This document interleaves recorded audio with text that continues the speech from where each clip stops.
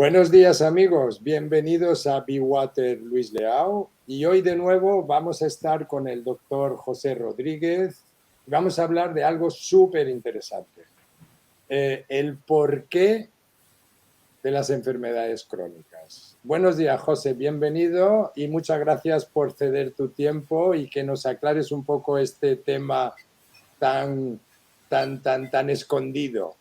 Sí, muchas gracias Luis y un saludo a todos los que me puedan oír. Bien, para entender lo que está pasando actualmente, pues tenemos que remontarnos pues, más de un siglo atrás. Aproximadamente a principios del 1900 había una lucha enconada entre los médicos, vamos a llamarle naturistas, que practicaban la homeopatía, que practicaban las terapias manuales, como la osteopatía, la fisioterapia, el uso de las plantas, la homeopatía, el repito. Había una lucha frente a los médicos, vamos a llamarles ortodoxos, de la medicina oficial. Realmente era una lucha por llevarse el mejor trozo de la tarta. Y el mejor trozo de la tarta se lo llevaban los médicos naturistas. Para eso constituyeron la Asociación de Médicos Americana, la AMA, y crearon un periódico, Journal de la AMA, actualmente JAMA, que es una revista médica conocida por todos los profesionales, para, a través de JAMA, darse publicidad y promoción de la medicina que ellos defendían. Para publicar JAMA necesitaban sponsors, ¿no? Y entonces, casualmente, por esa fecha, Rockefeller creó una fundación, la Fundación Rockefeller, con la cual se asociaron porque Rockefeller había descubierto que productos, sabemos que Rockefeller se hizo millonario, multimillonario, gracias al petróleo, y Rockefeller había descubierto que gracias a la síntesis de derivados del petróleo se podían sintetizar medicamentos con eficacia terapéutica. Bien. Entonces JAMA se dedicaba a promocionar los productos químicos obtenidos de petróleo y a desprestigiar las medicinas naturales. Pero para darle más fuerza a esa idea, contrataron a un economista, un tal Abraham Flexner, para que estudiara cómo tenía que ser la formación de los médicos. Abraham Flexner durante un año se dedicó a recorrer las distintas escuelas de medicina que había en la época y finalmente lo que decidieron fue que las escuelas de medicina, las facultades de medicina que promocionaban las farmacéuticas tenían ayuda estatal, tenían ayuda de la Fundación Rockefeller, mientras que las otras económicamente no tenían ninguna ayuda, con lo cual fueron progresivamente cerrando. Al final quedaron solamente las escuelas de medicina que promocionaban medicamentos químicos, de origen químico, y esa ha sido la escuela que se ha extendido al resto del mundo. Empezó en Estados Unidos, pero es la que se ha extendido al resto del mundo. Excepto, quizás, la medicina oriental, los alemanes, que como sabemos son muy suyos y eran los defensores de la homeopatía, siguen siendo los principales defensores de la homeopatía, aunque ahora mismo está habiendo movimientos de compra-venta de empresas, en fin, que ahí no voy a entrar. Pero sí resaltar que desde entonces la medicina pasó de ser una ciencia al servicio de la salud a ser una ciencia al servicio de la economía, del dinero. De hecho, voy a rescatar el nombre de este señor, perdonad un momento. De hecho, hubo un premio Nobel, leo textualmente. El ganador del premio Nobel de Medicina, Richard J. Roberts, denuncia la forma en que operan las grandes farmacéuticas dentro del sistema capitalista, anteponiendo los beneficios económicos de la salud y deteniendo el avance científico en la cura de enfermedades, porque curar no es tan rentable como la cronicidad. Si eso lo dice un premio Nobel, bueno, pues supongo que tendrá todo el respeto del mundo, ¿no? Y que sabe lo que dice. Realmente, ¿por qué no se avanza en la solución de las enfermedades crónicas? Porque no interesa. Pero como todo, todas las enfermedades tienen un porqué. Esto es una frase que yo no me canso de repetir. No es cuestión de mala suerte ni de... E incluso aunque tengamos una cierta predisposición genética, la genética se activa o no en función de una serie de mecanismos externos, lo que llamaríamos epigenética. Vale. Todas las enfermedades tienen un porqué. E incluso sabemos que las que actualmente se curan, tienen una curación aceptable, son las enfermedades infecciosas. Los antibióticos realmente aportan solución. Lo que pasa es que aportan solución a una neumonía, a una tuberculosis, a una brucelosis, pero a costa del efecto secundario sobre la microbiota intestinal. Que lo que pasa es que cuando usamos antibióticos debemos siempre de proteger el intestino, siempre debemos, pero no con protectores tipo omeprazol, no, con probióticos, con esos bichitos que colonizan nuestro intestino y que son 100 billones de bichitos en nuestro intestino, equilibrando, sintetizando vitaminas, favoreciendo las digestiones, favoreciendo la síntesis de neurotransmisores, etcétera, etcétera. O sea, podríamos decir que el origen de muchas enfermedades también crónicas está en una mala salud intestinal. En una descompensación de esos bichitos. Claro, cuando nos cargamos buenos, ¿no? Claro, cuando nos cargamos la flora intestinal por el uso de antibióticos, cuando cambiamos el microsistema intestinal, que debe ser un microsistema con cierto equilibrio de pH, pero cuando tomamos los típicos omeprazol y derivados que cambian el pH del estómago y de rebote el pH intestinal, cuando cambiamos ese entorno favorable para que estos bichitos estén en su medio ambiente adecuado, pues lógicamente se producen desequilibrios, se produce aumento de los hongos, aumento de las candidiasis.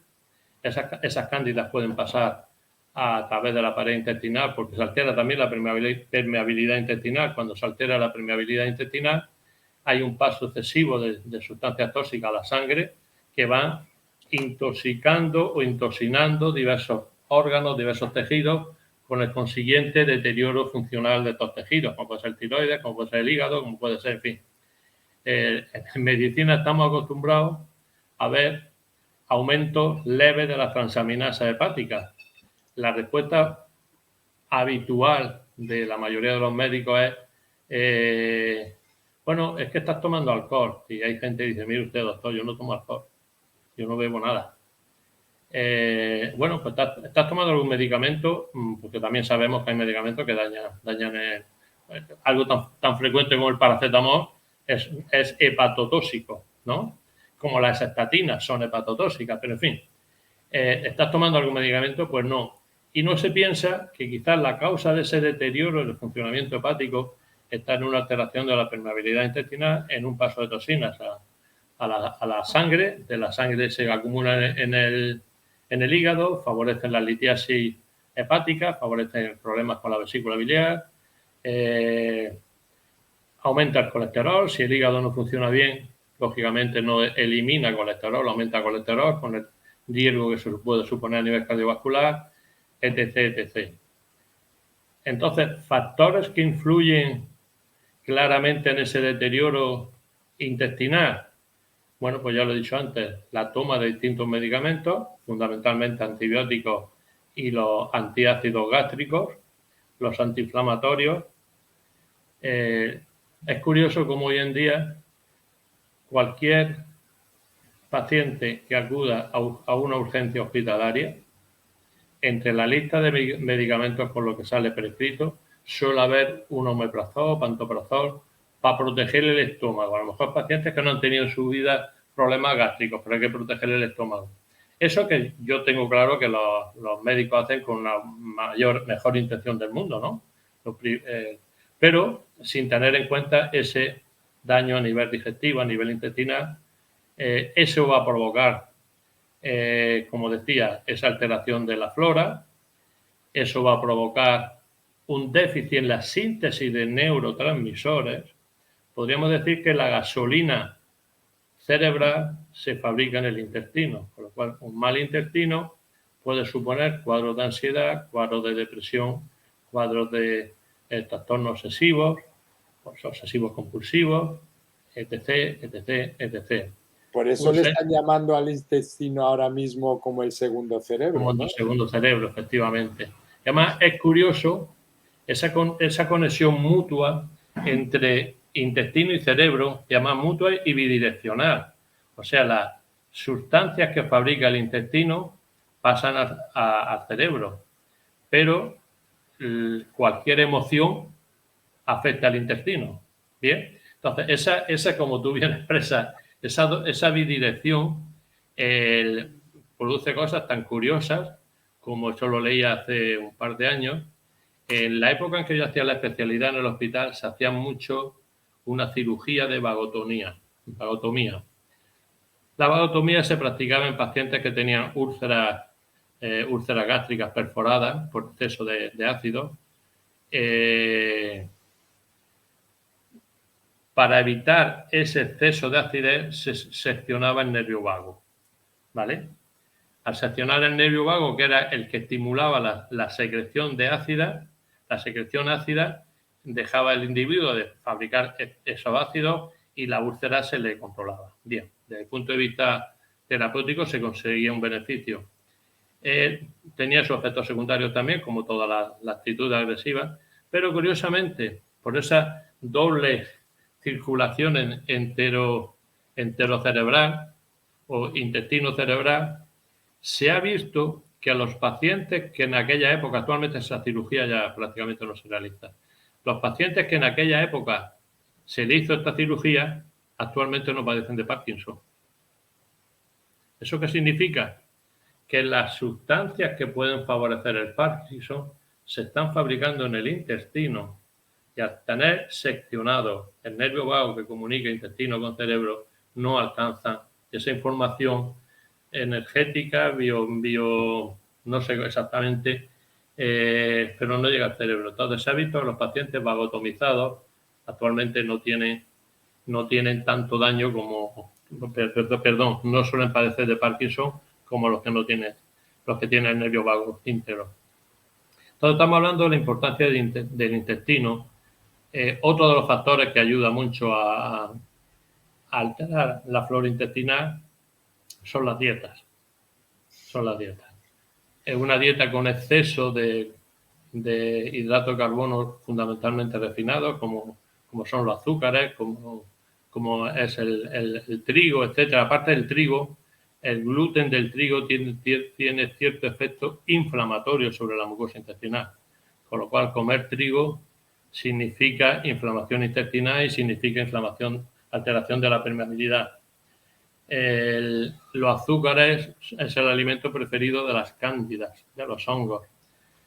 Cándidas hay en nuestro intestino de forma simbiótica, vamos a decirlo así, pero un exceso de azúcares hace que ellas crezcan, se apoderen del ecosistema y generen patologías tanto locales como a distancia, patologías locales como puede ser el famoso colon irritable, tan frecuente. Gente que continuamente tiene problemas de hinchazón, de gases, de diarrea, de estreñimiento, etcétera, pues muchas veces está favorecido por una dieta errónea, con exceso de estos hidratos de carbono refinados, con un desequilibrio a favor de las cándidas, etcétera. Y no quisiera que se me pase hablar de que otros factores importantes, esto fue un descubrimiento mío cuando la pandemia, ¿no? Cuando estábamos encerrados en casa, pues buscando, di con una página que se llama DNA Frecuencias, que la podemos compartir. Vamos a ver si podemos compartir la página. Bien, aquí tenemos. En esta página hay diversos ítems, pero si vemos patógenos asociados a enfermedades humanas, ¿de acuerdo? Bajamos patógenos asociados a enfermedades humanas. Vamos a ir bajando poco a poco. Vamos a detenernos, por ejemplo, en la enfermedad. Vamos a ir a parar aquí. Por ejemplo, enfermedad de Alzheimer. Pues mira, pues tenemos posibles patógenos que favorecen la enfermedad de Alzheimer. El herpes virus tipo 1, la clamidia, el virus de los simios Seguimos el siguiente párrafo, también está relacionado con la enfermedad de Alzheimer.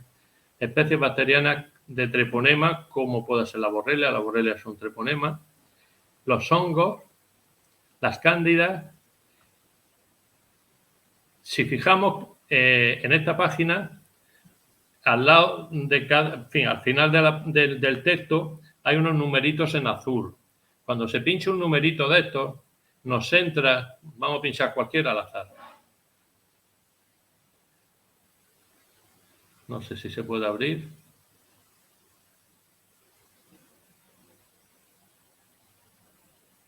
No nos ha hecho mucho caso. No, bueno, no importa.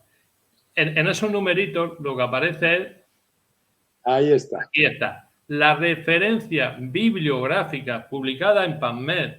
PubMed es una biblioteca médica de prestigio internacional donde solamente publican artículos médicos serios, ¿no? Y entonces, como si pinchamos en el numerito, dice: la infección por el virus del herpes simple provoca la acumulación celular de las placas de la beta-amiloide y la regulación positiva de la secretasa, que son factores implicados en la enfermedad de Alzheimer. O sea, todos los numeritos que hay en azul, cuando los pinchamos, hacen una referencia bibliográfica que avala lo que está diciendo la página. Como en la enfermedad del Alzheimer puede estar el virus del herpes. Si pinchásemos, vámonos hacia atrás. Vámonos hacia atrás.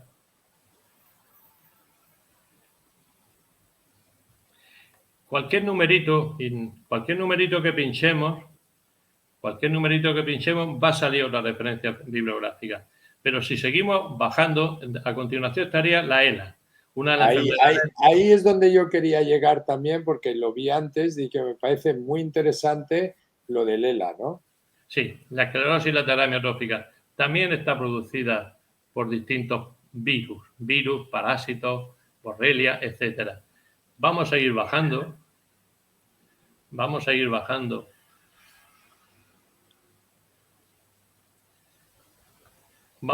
a bajar a la C de cáncer. Aquí los tenemos. Ahí está. Ahora, todos los cánceres, insisto, detrás de todos los cánceres suele haber virus. El más frecuente es el virus de los simios 4.0 o Q40. Repito, en todos los cánceres hay bichos implicados. Vamos a llamarle bichos, patógenos, etcétera. Si seguimos bajando, la colitis ulcerosa, la artritis reumatoide, todas las enfermedades autoinmunes, no hace falta que sigamos viendo la página. Bueno, la página vamos por la C y fijaos todas las referencias que hay.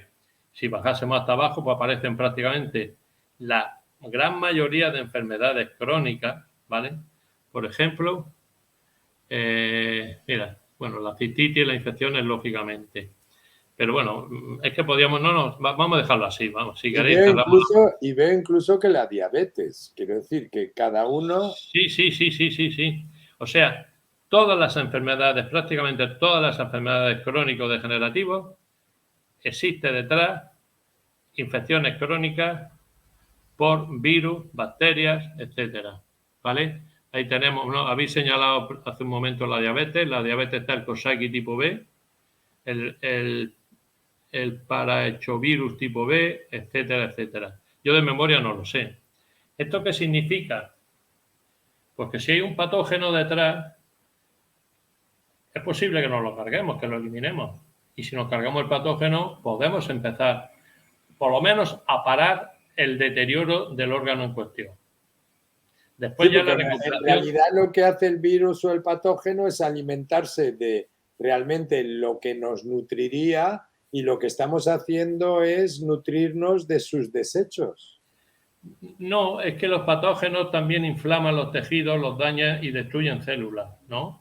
Porque, por ejemplo, el virus de la hepatitis es de sobra conocido que destruye las células hepáticas.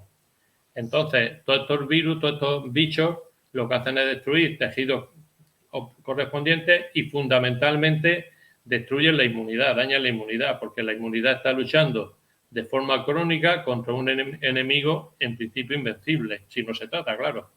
Entonces, ese deterioro inmunitario va a provocar que no tengamos capacidad de respuesta defensiva frente a otras agresiones, como puede ser cáncer, como puede ser tal. o puede provocar que nuestra inmunidad confunda las proteínas de ese patógeno con las proteínas humanas. Por ejemplo, si vamos a suponer que un patógeno X tiene proteínas similares a las proteínas del intestino, nuestra inmunidad ha aprendido que tiene que atacar esas proteínas y va a atacar nuestro intestino. Eso sería la colitis ulcerosa, sería la enfermedad de Crohn. Si la proteína del bicho en cuestión es similar a la de los cartílagos de nuestras articulaciones, pues puede atacar nuestra articulación y producir una artritis reumatoide. Entonces, ¿cómo vemos que el círculo se va cerrando? Como todo está implicado. Hay un deterioro inmunitario, hay una inflamación localizada. Todas las enfermedades crónicas tienen una base inflamatoria y oxidativa, etcétera, etcétera. El saber esto, ¿qué ventaja nos da? Bueno, pues porque podemos luchar contra esos bichos. Si son parásitos, hay antiparasitarios bastante eficaces. Si son hongos, hay antifúngicos bastante eficaces. Si son bacterias, hay antibacterianos bastante eficaces. Aunque después haya que compensar los efectos secundarios que dan. Pero bueno, si yo tengo que dar un antibiótico para tratar una borrelia cerebral que me está produciendo, vamos a poner por ejemplo un Alzheimer, bueno, pues ya tendré tiempo de compensar el daño sobre el intestino para que cargase la borrelia, ¿no? Y estaría un poco la controversia de los virus. Contra los virus, oficialmente no hay antivirales eficaces o específicos, pero bueno, pero tenemos desde la medicina integrativa, tenemos un arma espectacular, que es el ozono. El ozono tiene efecto antiviral, antibacteriano, antifúngico, con lo cual a todos estos pacientes el tratamiento con ozono les viene genial. No solamente por su efecto antiinfeccioso, sino también por su efecto antiinflamatorio y regenerador.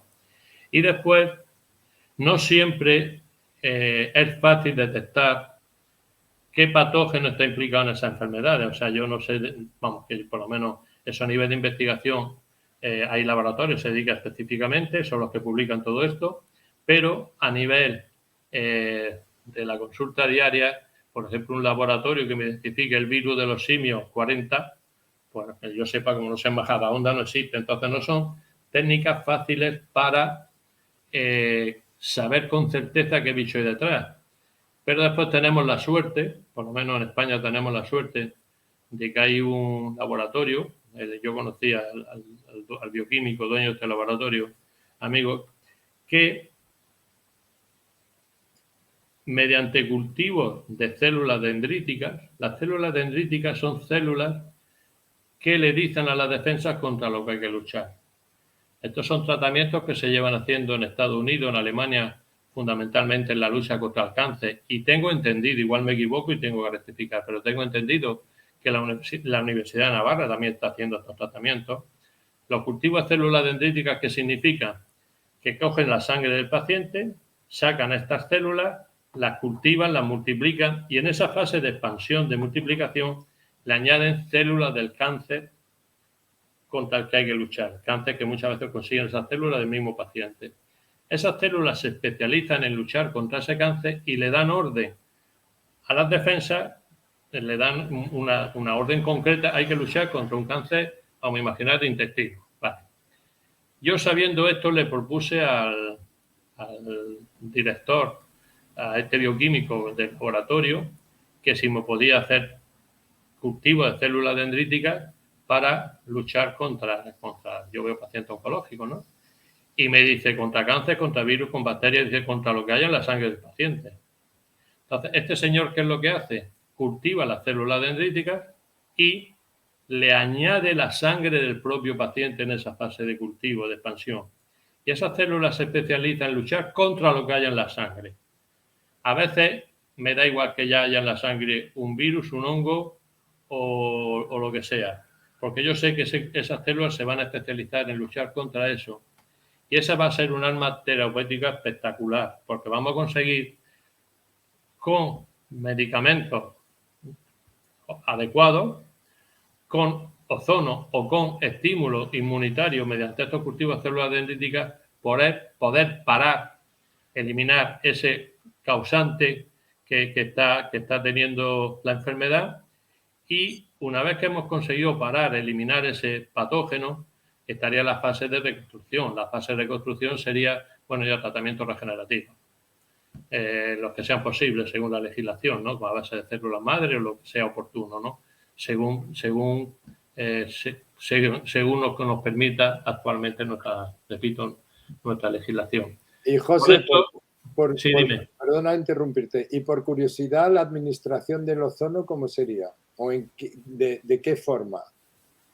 El ozono se puede aplicar de muchas formas. Se puede aplicar agua ozonizada, beber. Se puede aplicar mediante vía rectal, ¿vale? Se puede aplicar incluso intravenoso, disolviendo la autohemoterapia mayor, significa que se saca sangre mediante un sistema de vacío a una botella. Una vez que está la sangre en la botella, se ozoniza y se vuelve a pasar al paciente. Y se puede aplicar localmente, por ejemplo, una infección crónica por una, no sé, imaginar una vaginitis, que son tan frecuentes en las mujeres, los hongos vaginales, una otitis, etcétera, pues podemos aplicar directamente el ozono en la zona correspondiente porque tiene ese efecto antibicho. Vamos, la única contraindicación del ozono sería inhalarlo. Inhalar ozono es tóxico, produce una irritación de los bronquios y el paciente se puede tirar 3 días seguidos tosiendo. O sea que la única contraindicación real del ozono es la inhalación, pero después lo puedes aplicar por cualquier vía. Si resumo todo lo que estoy diciendo, concluimos que si modificamos la dieta de forma adecuada, si corregimos las alteraciones intestinales, si favorecemos una dieta que elimine toxinas, una dieta depurativa, dieta o con suplementos naturales depurativos a base de plantas. Si conseguimos identificar, o cuando no sea posible, tratar mediante este sistema que he dicho de cultivo de células dendríticas, la infección que puede estar causando la patología, pues tenemos cantidad de armas terapéuticas para luchar contra estas enfermedades degenerativas. ¿De acuerdo? Y en último caso, para nivel de terminar de recuperar, de regenerar, sería el uso de células madre. Entonces yo creo que con esto... José, si te echas un poquito para atrás se te verá la cara entera, porque estás vale. ahí perfecto. Vale. Perfecto. Es que me meto en mi normal. Y ya me olvido de la cámara y me olvido de todo. Que realmente es lo interesante, pero también es factible y es interesante que te veamos la cara entera para que, a ver, vuelvo a insistir también, aquí hay un tema importante que es el tema emocional. Sí, por supuesto. Que nunca hemos hablado. Sí, este tema, por eso digo, yo me meto en como no llevo el guión escrito, lógicamente se me pasan cosas. A nivel emocional está algo que empezamos a decir los médicos integrativos, que es la respuesta psico-neuro-endocrino-inmunológica. ¿Eso qué significa? Que hay un eje que empieza en el cerebro, psico, neuro, a través del sistema nervioso, endocrino, porque estimula mediante la hipófisis la secreción de determinadas hormonas, y inmunológica, porque hay una alteración a nivel de las suprarrenales y que va a repercutir también la inmunidad. O sea que estamos interconectados totalmente. Estamos conectados. Nosotros somos una máquina maravillosa y perfecta, y con una conexión en todos los sentidos, tanto bioquímica como energética y emocional, porque las emociones van a desencadenar mecanismos energéticos que se pueden entender desde la física cuántica curativos, que es el famoso efecto placebo. El famoso efecto placebo, si yo creo que me voy a curar de una patología, me voy a curar. Que esos son los efectos milagrosos, cuando hay gente que se cura de enfermedades tal y dice, ha sido un milagro. No, es el efecto placebo. Es que esa persona ha activado esa serie de mecanismos psicoemocionales que han puesto en marcha, han activado la inmunidad y han superado la enfermedad. Que yo, con todo mi respeto hacia las aguas benditas, por ejemplo, la gente que viaja a Lourdes, ¿no? realmente cuando la gente viaja a Lourdes y bebe el agua de Lourdes, realmente está activando su mecanismo emocional para superar la enfermedad. Un Repito, día sería el... tenemos que hablar de aguas, porque en eso, Bueno, ya. Pues de eso tú eres más experto que yo, bueno, en experto los es un temas del decir, agua. pero por lo menos es algo que conozco y que he difundido y que a todo mi entorno no ha hecho más que bien. Sí, sí, sí. No, sí, desde Y luego. además somos agua en un 70%, Sí, 70-80%. efectivamente, me lo has quitado de la boca. Si el 70% de nuestro cuerpo es agua, 70-80%, o ese agua está equilibrada y está sana, o el cuerpo está alterado. Cosa que tiene mucha importancia hoy en día, Sí, sí, sí. tal Y como de están hecho, y ocurriendo de, las cosas, ¿no? y de hecho hay máquinas que tú conoces mejor que yo a nivel de alcalinizar, de depurar agua, de etcétera, etcétera. Está también de moda el consumo de agua de mar, ¿no? Está de moda en casa el alcalinizar agua con bicarbonato y con Sí, zumo de pero ahí limón. ya estamos introduciendo productos químicos. Sí, Efectivamente. No, ¿vale? pero por eso te digo, por eso te he dicho que se llama Catcher, como es la Kangen, máquina agua Kangen. Bueno, de agua eso Kangen. tendremos un programa Sí, que sí, sí, hablaremos de ello profundamente y que tú me ayudarás en esa metida, en ese concepto. sí, También sí. todo lo que yo te pueda proporcionar y que tú de alguna manera lo forres del Vale, conocimiento que tienes y de lo sin que problema. puede ser improbable. Bueno, no te quiero robar más Muy tiempo, bien. José. Creo que ha sido una charla maravillosa que seguiremos en siguientes capítulos, Sí. que espero Lo importante, Luis, lo importante de esto es que remueva conceptos, que la gente que pueda oírnos se replantee, que existen alternativas, que existen soluciones a ese sufrimiento crónico y que al mundo hemos venido a ser felices, no a sufrir. exactamente, y que la vejez no es una enfermedad, sino es algo Efectivamente, provocado por malos hábitos. efectivamente. Muy ¿De bien, acuerdo? Entonces hablaremos de nutrición, qué es lo que hay que hacer o lo que deberíamos de hacer y que desgraciadamente desde hace 100 años para acá estamos envueltos en 300.000 tóxicos que no existían hace 100 años y que la gente no quiere ver, gracias, dice la industria, a la comodidad, ¿no? O sea, cuanto más te facilitemos tu vida, más enfermo vas a estar, eso está claro. sí, sí, sí, sí, sí, Es lo que totalmente. estamos viendo el día a día y que obviamente, como volvemos al principio de toda esta conversación, todo está en el poder económico, ¿no? Por desgracia, sí es. Entonces, José, 1.000.000 de gracias. Ha sido un No, gracias placer a tenerte vosotros. con nosotros.